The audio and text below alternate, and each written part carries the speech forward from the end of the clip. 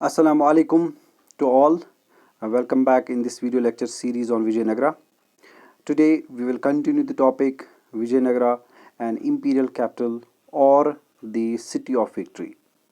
Last lectures में हमने discuss किया था थोड़ा बहुत इंट्रोडक्शन, विजयनगरा का नाम और रेस्ट जो इसके इम्पोर्टेंट रूलर्स थे जिन्होंने इसकी फाउंडेशन रखी, और फिर थोड़ा सा जान लिया था कॉन्फ्लिक्ट के बारे में जो डेक्कनी सुल्तानस, उड़ीसा के रूलर्स और विजयनगरा रूलर्स के बीच में था। ये जो कॉन्फ्लिक्ट हमने डिस्कस किया था ये था एक इम्पॉर्टेंट प्लेस पे जिसका नाम था रायचूर। रायचूर एक वो लैंड एरिया है जो दो रिवर्स के बीच में है, रिवर कृष्णा और रिवर तुंगाभद्रा। आगे की इन्फॉर्मेशन नेक्स्ट वीडियोस के बारे में अगर आप और जानना चाहते हैं तो हमारी इस चैनल को सब्सक्राइब कीजिए और साथ ही में अपने कमेंट से हमें जो भी आपके व्यू पॉइंट्स है वो हम तक पहुंचाइए। तो चलिए जाने की कोशिश करते हैं आज थोड़ा सा और विजयनगरा के बारे में। जहां एक तरफ विजयनगरा रूलर्स का कॉन्फ्लिक्ट था डेक्कनी सुल्तान्स के साथ या ओडिशा के रूलर्स के साथ, वहीं दूसरी तरफ से इनके जितने भी आर्किटेक्चरल फीचर्स थे वो इन्हीं दो रूलिंग डायनास्टी से आए। मतलब विजयनगरा रूलर्स ने जो कुछ भी आर्किटेक्चर बनाया, जो इनके कल्चर्स थे, उसकी कुछ ना कुछ इन्फ्लुएंस तो मुस्लिम रूलर्स से भी थी, यानी डेक्कन के जो सुल्तान्स थे वहाँ से, या फिर ओडिशा के जो रूलर्स थे उनकी तरफ से। तो एक तरफ से दुश्मनी थी, दूसरी तरफ से कल्चरल जो कंसेप्ट्स थे वो कंटिन्यू इन्होंने बोरो किए फ्रॉम दीज रूलिंग डायनास्टीज। इसकी एक बेस्ट एग्जांपल है दो टेम्पल्स यहाँ पे, एक तो है बृहदेश्वरा टेम्पल जो तंजावुर में है और दूसरा है चेना केशवा टेम्पल जो बिलोर में है। दोनों टेम्पल्स में कुछ फीचर्स सुल्तानस के हैं और कुछ फीचर्स ओडिशा रूलर्स के हैं। यानी जो आर्किटेक्चर ओडिशा में है, जो आर्किटेक्चर डेक्कनी सुल्तान्स के पास था, उनके कुछ ना कुछ फीचर्स तो इन दोनों में मिलते हैं। यानी हम कह सकते हैं that the architecture of Vijayanagara rulers was the combination और culmination of Hindu and Muslim architecture. तो रूलर्स ऑफ विजयनगरा जो अपने आप को रायाज कहते थे या नरापति भी कहते थे। नरापति का मतलब होता है लॉर्ड ऑफ मैन। इसी तरह से जो रूलर्स ऑफ ओडिशा थे वो अपने आप को गजापति कहते थे, लॉर्ड ऑफ द एलिफेंट्स। तो जो डेक्कनी सुल्तान्स थे वो अपने आप को कहते थे Ashwapati, Lord of the horses. ये टर्मिनोलॉजी बेसिकली उनकी जो आर्मी है, आर्मी में जो यूज़ होने वाले जानवर थे, एनिमल्स थे, उनके बेस पर है। फॉर एग्जांपल जो ओडिशा के रूलर्स थे उनकी आर्मी में ज़्यादातर एलिफेंट्स नज़र आते थे, सो दे कॉल्ड देमसेल्व्स एज गजापतीज। इसी तरह से जो डेक्कनी सुल्तानस थे या जहाँ पे भी मुस्लिम रूलर्स थे, सुल्तानस थे दुनिया में, वहाँ पे वो हॉर्सेस को ज़्यादा यूज़ करते थे आर्मी में, that's why they called Ashwapati. जबकि यहाँ पे विजयनगरा रूलर्स ने खुद को नाम रखा नरापति, यानी इनकी आर्मी में ज़्यादातर जो होते थे वो सोल्जर्स थे, मैन थे, फुट सोल्जर्स थे, कैवलरी जिसको हम कहते हैं या फुट सोल्जर्स जिसको हम कहते हैं वो थे। तो ये कुछ टर्मिनोलॉजी इंपॉर्टेंट है इस मामले में, तो इसलिए मैंने यहाँ पे एक्सप्लेन भी किया। आगे चलते हैं थोड़ा सा और आप इस आर्किटेक्चर में कुछ फीचर्स देखेंगे जहाँ पे आपको नज़र आएगा डिफरेंट लाइंस में। हालांकि यहाँ पे क्लियर कट नज़र आ रहा है, कुछ एलिफेंट्स भी है, कहीं पे हॉर्सेस भी नज़र आएंगे आपको, बल्कि पहली लाइन में, पहली और दूसरी लाइन में आपको ह्यूमन बींग्स नज़र आएंगे, तीसरी लाइन में हॉर्सेस नज़र आएंगे और चौथी लाइन में आपको एलिफेंट्स नज़र आएंगे। तो ये अपने आर्ट में भी ये फीचर्स दिखाते हैं। जैसा मैंने पहले भी कहा, जो विजयनगरा रूलर्स थे उन्हें जो कुछ भी आर्ट बनाया, आर्किटेक्चर बनाया, उसमें कहीं ना कहीं तो नज़र आता है डेक्कनी सुल्तान्स के फीचर्स भी, और साथ में फीचर्स आते हैं ओडिशा के भी नज़र। तो पहले भी मैंने कहा अश्वपति, गजापति, नरापति, तो यहाँ आपको पता चलेगा ये अपनी आर्मी को क्या दिखाते हैं। It means Lord of the man. अगर हॉर्सेस की बात करें तो अश्वपति, अगर एलिफेंट्स की बात करें तो गजापति। तो ये इनके आर्ट में भी क्लियरली नज़र आता है। अब जानते हैं थोड़ा बहुत किंग्स और ट्रेडर्स के बारे में। जिस तरह बाकी रूलर्स थे उस टाइम के मिडिवल टाइम्स में, जो बाकी रूलर्स थे उनके लिए ट्रेड बहुत इंपॉर्टेंट था, उसी तरह से विजयनगरा रूलर्स ने भी ट्रेड को बहुत ज़्यादा प्रमोट किया, चाहे वो ट्रेड इनलैंड था या फिर फॉरेन था। इनलैंड ट्रेड हम बोलते हैं उसको जो विद इन द टेरिटरी या विद इन द कंट्री होता है, यानी आपस में ही। तो फॉरेन ट्रेड हम उसको कहते हैं जो बाकी कंट्रीज़ के साथ होता है, जैसे अरब वर्ल्ड के साथ इनका ट्रेड था, सेंट्रल एशिया के साथ इनका ट्रेड था, तो इसको हम कहते हैं फॉरेन ट्रेड। दोनों ट्रेड इनके लिए बहुत ज़्यादा इंपॉर्टेंट थे, और इस ट्रेड में अक्सर ये एक्सचेंज क्या करते थे, हॉर्सेस, यानी ये पसंद करते थे अरब से लाए हुए जो हॉर्सेस थे उनको भी यूज़ करते थे। हालांकि इनकी आर्मी में ज़्यादा फुट सोल्जर्स थे, लेकिन हॉर्सेस ओबियसली यूज़ होते थे, चाहे वो रॉयल फैमिली के लिए होते, किंग्स के लिए, क्वींस के लिए, प्रिंसेस के लिए, या फिर जो इनके नोबल्स थे उनके लिए। लेकिन ये इस तरह के हॉर्सेस अक्सर अरब से लाए जाते थे, या फिर इराक से लाए जाते थे, या कभी कभार तो मंगोलिया से भी लाए जाते थे। तो इस ट्रेड में न सिर्फ हॉर्सेस थे, बल्कि प्रीशियस स्टोन्स और ज्वेलरी भी थी, जो कि वेल्दी लोग पसंद करते हैं। यानी वेल्दी लोगों की ये ख्वाहिश होती है, वो इन चीज़ों को प्रेफर करते हैं, तो इन चीज़ों का भी ट्रेड होता था। ज़्यादातर जो ट्रेड था वो कंट्रोल करते थे अरब ट्रेडर्स, यानी उनके हाथ में होता था सारा ट्रेड। हालांकि जो लोकल कम्युनिटीज़ थी, मर्चेंट्स थे विजयनगरा के, जिनको कुदिराई चिटीज़ भी कहते थे या हॉर्स मर्चेंट्स कहते थे, वो भी इस ट्रेड में कमाते थे। लेकिन ज़्यादातर कंट्रोल फिर किनका था? अरब्स का। 1498 के बाद जब वास्को डिगामा ने ईस्ट और वेस्ट के बीच में सी रूट डिस्कवर किया और इस तरह से पुर्तगीज़ सबसे पहले हिंदुस्तान पहुँचे, तो पुर्तगीज़ ने जो पहली फाउंडेशन, पहली बेस बनाई, वो साउथ इंडिया को बनाया, और वो भी इस ट्रेड में पार्टिसिपेट करने लगे। यानी वो भी इन ट्रेडर्स के साथ, चाहे वो लोकल मर्चेंट्स थे या फिर अरब ट्रेडर्स थे, उनके साथ ट्रेड करना शुरू किया। With the passage of time उन्होंने अपनी मिलिट्री स्टेशंस बनाए, उन्होंने अपने ट्रेडिंग पोर्ट्स बनाए। तो आपने 8th की हिस्ट्री में डिस्कस किया होगा या बाकी हिस्ट्री में कभी पढ़ा होगा कि जो बहुत सारी यूरोपियन कंपनीज़ थी वो हिंदुस्तान आई, उन्होंने यहाँ पे अपनी ट्रेडिंग पोस्ट्स बनाए, जिनमें सबसे पहले थे पुर्तगीज़, उसके बाद डच कंपनी आ गई, उसके बाद फिर इंग्लिश कंपनी आ गई, या उसके बाद फिर फ्रेंच कंपनी आ गई। सारी कंपनीज़ फिर आपस में लड़ते भी थे इस वजह से, तो मिलिट्री स्टेशंस भी उनको रखने पड़े ट्रेड की वजह से, अपने ट्रेड को सिक्योर करने के लिए, या ट्रेड में पार्टिसिपेट करने के लिए, अपने ट्रेड को सर्वाइवल करने के लिए। तो बिल्कुल सबसे पहले पुर्तगीज़ थे, उसके बाद बाकी कंपनीज भी यहाँ आई, वो डिफरेंट रीजन्स में रहे हिंदुस्तान की, लेकिन पुर्तगीज़ की बात यहाँ इसलिए है क्योंकि उन्होंने चूज़ किया साउथ इंडिया को एज दियर बेस। तो हिस्टोरियंस डिफरेंट टर्म्स यूज़ करते हैं विजयनगरा एम्पायर के लिए, जबकि जो जैसे Vijayanagara empire, forgotten empire, Hampi city, ये नाम दिए हैं मॉडर्न हिस्टोरियंस ने, लेकिन जो उस टाइम के हिस्टोरियंस थे, यानी जिस वक्त ये एम्पायर थी, उन्होंने कभी इस तरह टर्मिनोलॉजी यूज़ नहीं की। तो वो इस एम्पायर को क्या कहते थे? कर्नाटका साम्राज्यमु, यानी कर्नाटका की एम्पायर। साम्राज्यमु का मतलब होता है एम्पायर, तो कर्नाटका की एम्पायर, यानी पूरा जो कंट्रोल उस टाइम पे विजयनगरा में था वो बेस थी कर्नाटका। दैट्स वाई इसका नाम भी रखा गया था कर्नाटका साम्राज्यमु। आखिर ये कब राइज हुई और कैसे फॉल हुई, ये जानेंगे हम इस टॉपिक में। किस तरह से विजयनगरा एम्पायर फ्लोरिश हो गई और बाद में इसके साथ क्या हुआ, किस तरह से डिस्ट्रॉय हो गई, कौन से रूलर्स इंपॉर्टेंट थे, ये जानने की कोशिश करेंगे। तो जो एम्पायर ऑफ विजयनगरा थी, इसको किसी एक रूलिंग डायनास्टी ने रूल नहीं किया, या फिर कोई एक मिलिट्री कमांडर यहाँ पे इंपॉर्टेंट नहीं था, बल्कि डिफरेंट डायनास्टीज ने रूल किया। अब सबसे पहले डायनास्टी के बारे में जानेंगे। डायनास्टी का मतलब होता है a single family ruling over the territory, यानी एक फैमिली के, फैमिली मतलब रिलेशन, जिनमें ब्लड रिलेशन हो, जब वो रूल करते हैं सक्सेशन में, इसको हम बोलते हैं डायनास्टी। जैसे मुगल्स की बात करेंगे, पहले बाबर, फिर उसके बाद हुमायूं, फिर उसके बाद अकबर, फिर जहांगीर, फिर शाहजहां, फिर औरंगज़ेब, तो ये एक रूलिंग डायनास्टी है। बिल्कुल इसी तरह से कई सारी रूलिंग डायनास्टीज यहाँ पर भी थी जिन्होंने विजयनगरा में रूल किया। तो पहली जो डायनास्टी थी वो थी संगमा डायनास्टी। देवर कॉल्ड एज संगम रूलर्स। उन्होंने रूल किया 1485 तक। उसके बाद उनका रूल डिक्लाइन होने लगा, तो दूसरी डायनास्टी इमर्ज हो गई जिसका नाम था सोलवा डायनास्टी, जिन्होंने 1503 तक रूल किया। सोलवास के बाद एक और डायनास्टी थी, वो थी तुल्लवा डायनास्टी। तुल्लवा डायनास्टी का इंपॉर्टेंट रूलर था कृष्णदेवराया। कृष्णदेवराया के बारे में बोला जाता है वो एक पहला रूलर था जिसने एक तो इस विजयनगरा एम्पायर को एक्सपेंड किया, यानी बहुत बड़ी बना दिया, और दूसरी तरफ से कंसोलिडेशन की। कंसोलिडेशन का मतलब होता क्या है?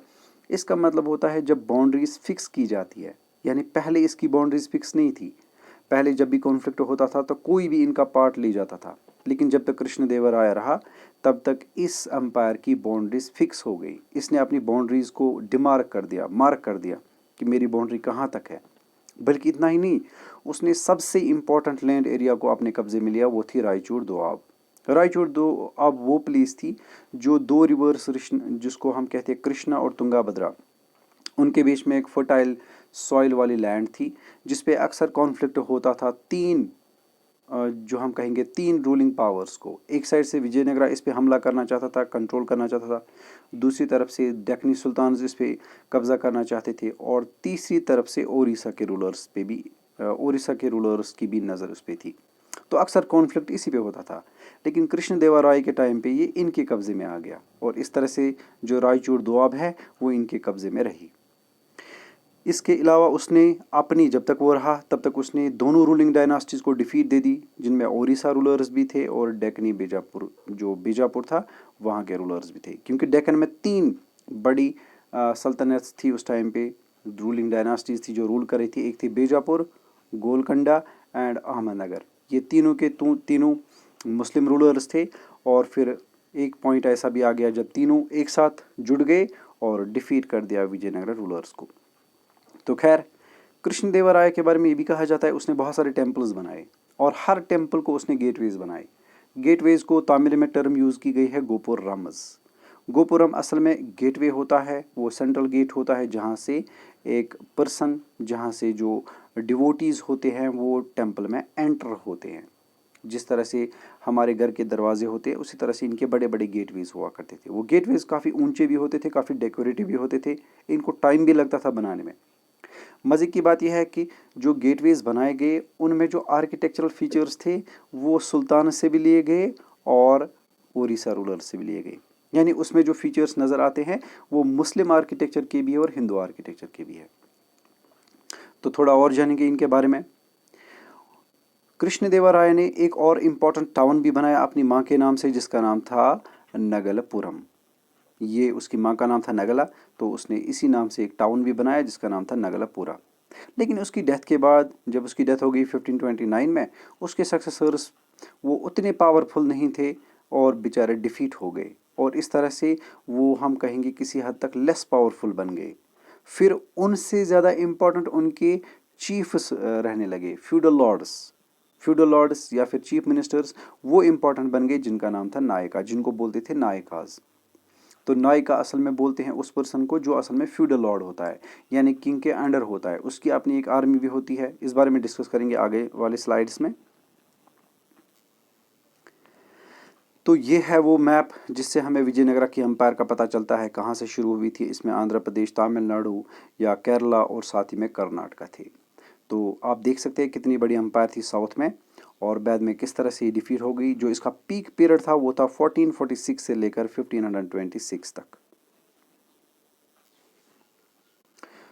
तो यहाँ तक फिर से और एक मैप आपके सामने है। डेक्कनी सल्तनत आपको ऊपर नज़र आएगी। डेक्कनी सल्तनत ये वो थे जिनमें तीन बड़ी रूलिंग डायनास्टीज थे। एक थी अहमदनगर, दूसरा था बीजापुर, तीसरा था गोलकंडा। तो ये आपको नज़र आएगा, अहमदनगर, बीजापुर एंड गोलकंडा। ये तीन बड़े रूलिंग पावर्स थे जिन्होंने फाइनली डिफीट किया विजयनगरा रूलर्स को। आपको नज़र आएगा ये बाउंड्रीज भी शेयर करते हैं आपस में राइट साइड वाले मैप में। तो इससे पता चलता है कि कैसे इनमें कॉन्फ्लिक्ट था और रीज़न क्या था। तो चलिए डियर स्टूडेंट्स, थोड़ा और जानने की कोशिश करते हैं। तुल्लवा डायनास्टी के बाद, यानी कृष्णदेवराय की जो डायनास्टी थी उसके बाद जो डायनास्टी पावर में आई बाय 1524, तो वो थी अराविदा डायनास्टी। इन्होंने काफ़ी देर तक रूल किया, 17th सेंचुरी तक। लेकिन यही वो पीरियड था, यही वो डायनास्टी थी जिसने बहुत ही खतरनाक बैटल का सामना किया, और वो भी किन से? डेक्कन के सुल्तान से, मुस्लिम रूलर्स से। ये मुस्लिम रूलर्स कहाँ थे? डेक्कन में थे, और जिनमें तीन बड़े किंगडम्स थी उस टाइम पे, तीन बड़े सल्तनत थी जिनमें बीजापुर, अहमदनगर और गोलकंडा थे। हालांकि गोलकंडा, अहमदनगर, बीजापुर ये आपस में लड़ते ही रहते थे। इनमें अक्सर कॉन्फ्लिक्ट होता था टेरिटरीज के बेस पर, रूलिंग बेस पर या किसी और रीज़न से। लेकिन एक ही बार ये एक साथ जुड़ गए ताकि ये डिफीट करेंगे विजयनगरा रूलर्स को, और ऐसा ही हुआ। तो 1565 में एक खतरनाक बैटल हो गई, एक साइड से विजयनगरा रूलर्स और दूसरी साइड से बीजापुर, अहमदनगर और गोलकंडा। इस बार उड़ीसा रूलर्स ने पार्टिसिपेट नहीं किया क्योंकि वो ऑलरेडी डिफीट हो चुके थे, उनका पावर ख़त्म हो चुका था, और उन्हें लगा भी था कि हम इन तीन रूलिंग पावर्स के अगेंस्ट नहीं लड़ सकते। अगर यहाँ हिंदू मुस्लिम का कॉन्फ्लिक्ट समझ लें तो ओडिशा रूलर्स को सपोर्ट करना चाहिए था, लेकिन कॉन्फ्लिक्ट इतना डीप था आपस में विजयनगरा रूलर्स और ओडिशा रूलर्स के कि वो सामने ही नहीं आए। इस वजह से खतरनाक बैटल हो गई जिसको कहते हैं रक्षाई टंगाड़ी। रक्षाई टंगाड़ी तमिल नाम है, जबकि इसको बैटल ऑफ टेलीकोटा भी कहते हैं, जो हो गई 1556 में। यही वो बैटल थी जिसने पूरी तरह से विजयनगरा की आर्मी डिफीट कर दी। और इस बार जो विजयनगरा की आर्मी थी उसका कमांडर खुद बना था जो चीफ मिनिस्टर था उस टाइम पे रूलिंग डायनास्टी का, रामराया। तो रामराया चीफ मिनिस्टर भी था विजयनगरा एम्पायर का, विजयनगरा रूलर्स का। तो वो खुद आर्मी लेकर बैटल के लिए गया, लेकिन वहाँ से डिफीट हो गई। जैसे ही डिफीट हो गई, सिटी को पूरी तरह से तबाह किया गया। और ये कौन सी सिटी थी? ये सिटी थी सिटी ऑफ हम्पी।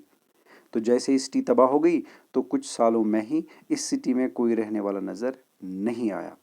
इस तरह से सिटी को बाद वाले रूलर्स ने जब डिफीट खाई, पूरी तरह से क्रश हो गई, तो बाद में जो रूलर्स आ गए इस अराविदा डायनास्टी के, तो उन्होंने अपनी कैपिटल सिटी को ही बदल दिया। और कहाँ ले गए? पेनुकोंडा। पेनुकोंडा के बाद फिर से कैपिटल सिटी बदली और इस बार ये जगह थी चंद्रगिरी। दोनों प्लेसेस कहाँ पे है? यह है तिरुपति में, क्योंकि तिरुपति काफ़ी दूर है यहाँ से, आमिड से, विजयनगरा से। तो उन्होंने ये जगह चूज़ की, हालांकि वो हिल्स पे थी, तो ताकि हम इन दुश्मनों से बच सकें।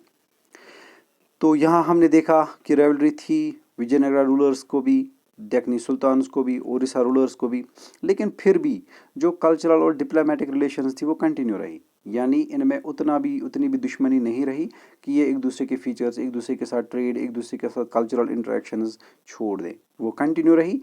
दुश्मनी थी पॉलिटिक्स के साथ, तो वो ख़त्म नहीं हो पाया, वो कंटिन्यू रहा। तो इस तरह से फीचर्स, जब हम डेक्कनी सुल्तान्स के फीचर्स देखते हैं तो वहाँ विजयनगरा के फीचर्स नज़र आते हैं। अगर हम ओडिशा के आर्किटेक्चर को देखते हैं, पता चलता है कि वहाँ पे भी कहाँ कहाँ के फीचर्स है, सुल्तान्स के फीचर्स भी और विजयनगरा रूलर्स के फीचर्स भी, यानी विजयनगरा आर्किटेक्चर के फीचर्स भी। तो आगे बढ़ते हैं।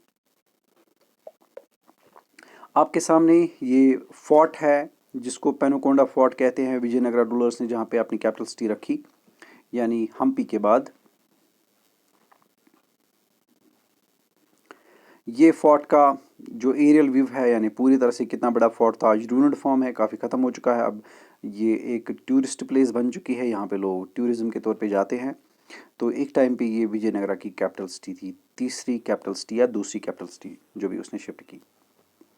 ये है वो चंद्रगिरी फोर्ट जो तिरुपति में है, ये भी कैपिटल सिटी थी विजयनगरा एम्पायर की, यानी तीसरी कैपिटल सिटी। पहली थी हम्पी, दूसरे हमने बोला पेनुकोंडा और तीसरे हमने बोला चंद्रगिरी। यह है मॉडर्न तिरुपति जो इस वक्त आंध्र प्रदेश में है। जो आपके सामने वाइट कलर का ये टॉप टावर जैसा नज़र आ रहा है, इसी को हम बोलते हैं गोपुरम। तो गोपुरम्स या गेटवेज बोलिए, ये एंटर करने की जगह होती है और जो टेम्पल का एक्सटर्नल पार्ट होता है, एक्सटर्नल जो एरिया होता है, तो वहाँ पे लगाया जाता है ताकि जो डिवोटीज़ हैं, ताकि जो लोग हैं, वो इसी गेट से एंटर होकर फिर आगे चलकर अपनी प्रिंसिपल डाइटी गॉड या गॉडेस को जब पूजा पाठ करनी है या कुछ भी है तो उसके लिए वो अंदर जा सकते हैं। तो चलिए, आने वाले वीडियोस में हम आपको और थोड़ी इन्फॉर्मेशन देंगे about Vijayanagara rulers and the Vijayanagara empire, its architectural features, और इसके अलावा जो वहाँ पे ट्रैवलर्स विजिट, जिन ट्रैवलर्स ने वहाँ पे विजिट किया उनके बारे में इन्फॉर्मेशन ज़रूर देंगे। आगे की वीडियोस देखने के लिए हमारे चैनल को सब्सक्राइब कीजिए और अपने कमेंट्स भी हम तक पहुँचाइए ताकि हमें आपका व्यू पॉइंट भी पता चले। तो चलिए मिलते हैं अगली वीडियो में, तब तक के लिए अल्लाह हाफिज़।